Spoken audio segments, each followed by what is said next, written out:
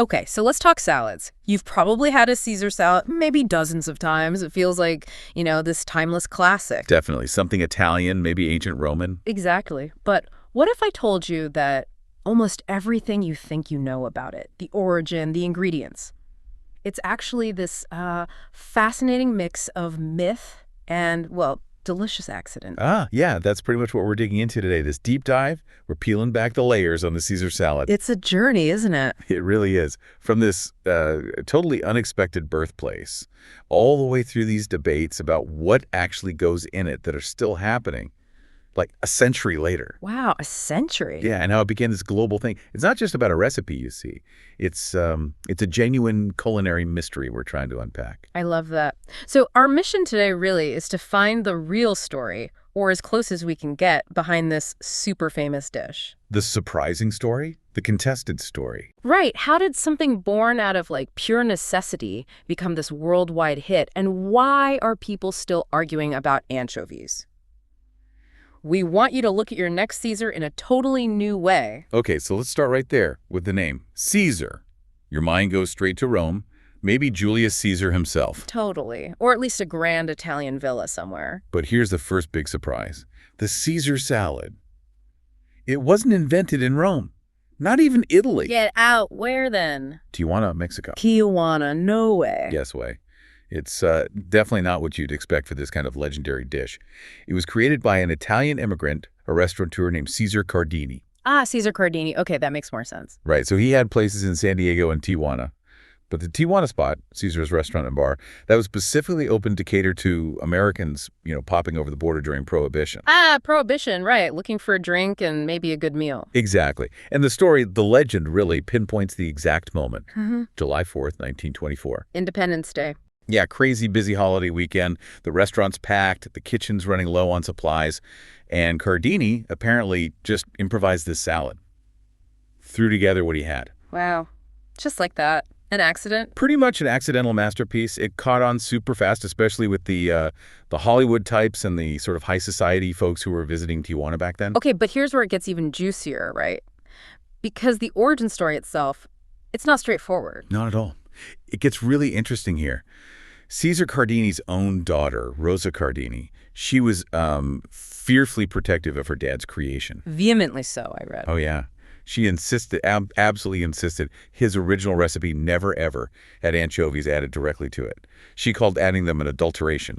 A work of genius shouldn't be messed with, basically. Okay, strong words, but... But then you have Caesar's brother, Alex Cardini, and he tells a different story. He claimed his version, maybe the original, maybe an original, did use anchovies. Oh, come on. A family feud over anchovies. Wow. It seems like it.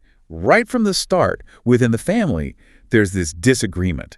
And that kind of sets the scene for, the biggest, longest-running debate about this salad. Incredible. So even the people there at the beginning couldn't agree. Exactly. It just shows how food history can be really messy, So if we stick with Rosa's version, her father's original, it was pretty simple, elegant even. What was in it, according to her? Okay, so romaine lettuce, garlic, croutons, Parmesan cheese, coddled egg, we'll get back to that, olive oil, Worcestershire sauce, and black pepper. And crucially, no anchovy fillets tossed in. And another thing people often forget, it was usually served with whole romaine leaves. You'd eat it with your fingers, supposedly, not chopped up like today. Okay, so let's tackle the anchovy issue head on, the great anchovy debate, because this is where it gets kind of sneaky, right? It really does. Here's the kicker. Worcestershire sauce. It was definitely in Cardini's original recipe. And guess what's a key ingredient in Worcestershire sauce? Don't tell me. Anchovies. So they were there, just hidden. Exactly. That savory umami kick, that sort of deep flavor. It was there from the start, thanks to the Worcestershire, even without adding actual anchovy paste or fillets directly to the bowl. Mind blown. Okay, so the flavor profile was always there, just maybe not as punch you in the face, anchovy forward as some versions later became? Precisely. It suggests Cardini knew what he was doing with the flavor balance. The idea of adding more anchovies, like mashing paste into the dressing or laying fillets on top, that seems to be a later American thing. Which is why some people love it and some people, really don't. That love-hate thing. Totally. It became a choice and addition rather than the fundamental base. Okay, anchovies aside, What about the egg? That's another point of discussion, isn't it? Raw egg yolks. Yeah, the classic dressing relies on raw egg yolk for that creamy, emulsified texture. Now, people sometimes worry about salmonella. Right. It's a big risk. Honestly, the risk is super low. Statistically, it's something like 1 in 20,000 eggs might be contaminated. Tiny. But, if you're immunocompromised or just not comfortable with it, there's an easy fix. Which is the coddled egg you mentioned. Exactly. Coddling just means cooking the egg very briefly in boiling water, maybe 45 seconds to a minute. It gently heats the yolk, makes it a bit safer, but still keeps it runny enough to make that silky dressing. Gotcha. So it's a good alternative. And that dressing technique itself, Yeah. it's basically mayo, right? Essentially, yeah. A flavored mayonnaise. The magic is the emulsification. The egg yolk acting as a binder to bring the oil and the liquid, like lemon juice or vinegar if used, together. And that's important because it creates that thick, velvety dressing that clings perfectly to the lettuce leaves. You don't want watery dressing pooling at the bottom. You want every leaf coated, right? Better flavor in every bite. Makes sense. Okay, so we have this salad, born in Tijuana, maybe with secret anchovies, maybe not. Mm-hmm. How does it go from border town improvisation to, global superstardom? A big part of it was Hollywood. Seriously. The stars visiting Tijuana. Uh-huh. Those movie stars, the wealthy travelers flocking to Cardini's during Prohibition, they tasted it, loved it, and talked about it. They were like the original food influencers, basically. Took the buzz back to California and beyond. Word of mouth marketing, 1920s style. You got it. And get this, even Julia Child. The Julia Child. The one and only. She actually remembered eating a Caesar salad at Cardini's when she was a child, visiting with her parents. Later on, she became a big supporter of the original style, the tableside preparation, no added anchovies. Her endorsement carried huge weight. Wow. Julia Child's stamp of approval. That's massive. Totally. So by the 1950s, it wasn't just a Tijuana specialty anymore. It was popping up on menus all across the U.S., and then it started spreading internationally. And that must have had a real impact on farming, too. Oh, absolutely. Suddenly, there's this huge demand for romaine lettuce. It actually led to a boom in commercial romaine production. And that's also when you start seeing the first bottled Caesar dressing show up in supermarkets, making it easy for everyone at home. Right, the convenience factor. Yeah. But let's talk about the less convenient, more theatrical version, the tableside preparation. Ah, yes, the tableside Caesar. That used to be such a thing in fine dining restaurants. It wasn't just dinner, it was a show. Like dinner and theater. Exactly. Sadly, it's pretty rare now, nearly extinct, some say. But it's such a memorable experience if you can find it. Places like Martin's Restaurant in Myrtle Beach are apparently still known for it. And wasn't there that one guy in Vegas who made hundreds of thousands of them? Oh yeah, Van Gogh from the Golden Steer. The legend is he made over 375,000 tableside Caesars over something like 30 years. Can you imagine the sheer muscle memory? That's insane dedication to salad. And then you have modern chefs still trying to perfect it, right? Like Tyler Florence. Right, at Miller and Lux in San Francisco. They're aiming for the best Caesar salad in the world. They have these custom-made carts and apparently this enormous, 4-foot-tall pepper mill. It's performance art. A 4-foot pepper mill. That's commitment. Are there other places known for it? Yeah, people mention Fioretta in Chicago, Como in Miami Beach, Cafe 2825 in Atlantic City, Ken Stewart's.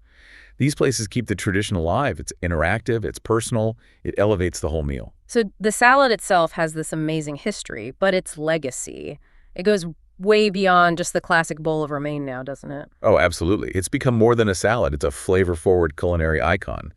That Caesar flavor profile is everywhere. Like what? What are we seeing? Well, walk down any supermarket aisle. You'll find Caesar seasoned potato chips, Caesar wraps already made, Caesar green bowls. Yeah, right. And home cooks are getting creative too. I've seen recipes for Caesar pasta salads, baked chicken with Caesar dressing, even Caesar deviled eggs. Caesar deviled eggs. Okay, now I'm curious. Right. And the bottled dressings themselves have branched out. You've got Chipotle Caesar, all sorts of vegan versions using cashews or tahini, even just Caesar spice blends you can sprinkle on stuff. It's amazing how adaptable it is. And chefs internationally are putting their own spins on it too, yeah. Totally. It's a global template now.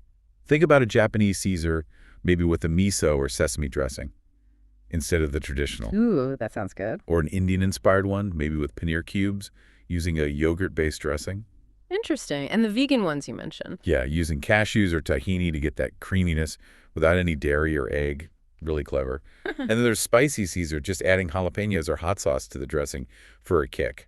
It just proves how that core flavor combination, the garlic, the Parmesan, the savory tang, it just works, and people want to play with it. Exactly. It's become a launching pad for creativity. What kind of impact did the original Caesar have on salad culture overall? Did it change things? I think it profoundly changed how people viewed lettuce, honestly. Before the Caesar, lettuce was often just, a limp side dish, maybe some iceberg with a bit of dressing. A garnish, almost. Right. The Caesar showed that lettuce could be the star, that a salad could be complex, robust, full of flavor, a satisfying meal component in itself. It elevated the whole category. That's a really good point. Okay, and just to wrap up the history bit, let's clarify the name one last time. It's definitely not Julius Caesar. Definitely not. Yeah. Despite the Romanesque vibes, it's named fair and square after Caesar Cardini, the Tijuana restaurateur. That's it. No emperors involved. No emperors. It's funny, there are other salads with historical names, like apparently there's a Pompey the Great salad somewhere, but nothing has the fame or the staying power of the Caesar. So what a story. From this, improvised dish made on the fly in Prohibition era Tijuana. On Independence Day, no less. Right. Yeah. To this global icon full of debates, variations, even its own special serving carts and giant pepper mills. It's quite the journey. And it just reminds you, culinary history is rarely neat and tidy, isn't it? It's full of accidents, arguments, adaptations. And delicious results, hopefully. Usually. But it shows how even the dishes we think we know best can have these incredibly complex, surprising, and often debated backstories. Absolutely. So maybe the next time you order or make a Caesar salad, take a second. Think about Tijuana. Think about Caesar Cardini. Think about Rosa and Alex arguing over anchovies. Think about Julia Child remembering it from her childhood. Right. Consider that history, that controversy, that sheer ingenuity that's packed into every single bite. It's more than just lettuce and dressing. It really is. It makes you wonder, what other classic foods have these hidden stories, these unexpected origins or evolving definitions just waiting for us to uncover? A great thought to end on. Every bite tells a story, doesn't it? And the Caesar story is definitely one worth knowing.